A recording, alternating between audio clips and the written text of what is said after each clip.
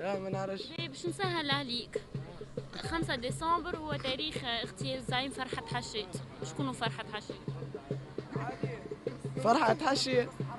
شكون هو؟ هو فرحات حشيت هذايا نعرفوا هذايا.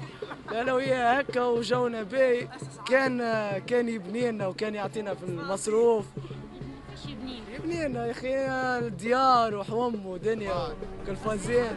مرحبا بكم على قناة المتكلماني. ما تنسوش الاشتراك في القناة وتفعلوا الجرس باش يوصلكم كل جديد. حكايتنا لليوم على فرحات حشاد. برشا شباب وجيل جديد أكيد يتساءل شكون السيد اللي على ورقة ب20 دينار تونسية. هو المناضل والشهيد فرحات حشاد. تولد في 2 فيفري 1914 وتم اغتياله غدرا يوم 5 ديسمبر من سنة 1952 على يد اليد الحمراء.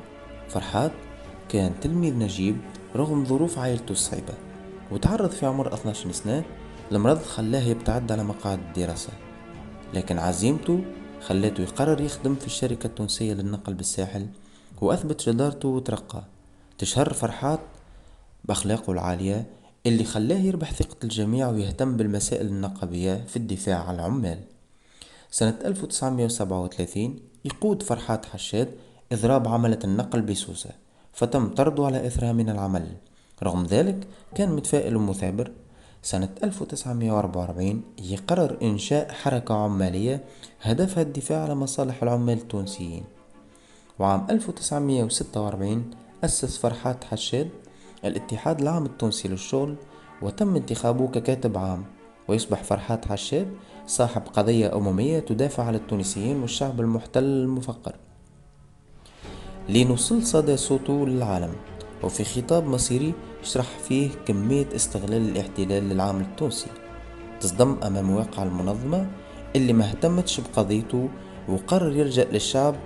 ومع اعتقال زعيم الحبيب بورقيبة تحمل فرحات مسؤولية جديدة تحمل مسؤولية جديدة بجدارة ليتحول إلى زعيم وطني، وتركزت عليه عيني قوى الاستعمار وبدأت تراقبه في كل تحركاته، وقررت اغتياله عن طريق اليد الحمراء يوم 5 ديسمبر من سنة 1952. فرحات يسوق في كرهبته على مسافة قريبة من رادس، يفيق بكرهبة تتبع فيه، تطلق عليه وابل من الرصاص وتهرب، يتضرب في كتفه ويده، يخرج من الكرهبة ويحاول يبعد، تخرج كرهبة أخرى وتقطب رصاصة في الرأس. إعلان موته كان خبر محزن وهيج الشعب التونسي، وتخرج مسيرات رهيبة في ميلانو، في مصر، في ستوكهولم، وفي القاهرة، وفي بيروت، وتم دفنه في قرقنة. من ثم نقل الجثمان متاعه للقصبة. توفى فرحات حشاد لكن خلى تاريخ نضالي مشرف لا ينسى.